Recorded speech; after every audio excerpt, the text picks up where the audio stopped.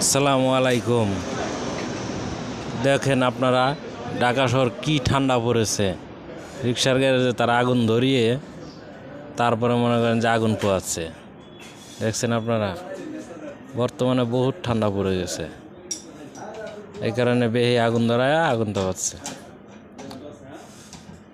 দেখছেন, আমার নতুন পেজ খুলেছি, যদি আমার ভিডিওটা ভালো লাগে অবশ্যই লাইক করে দিবেন। ধন্যবাদ।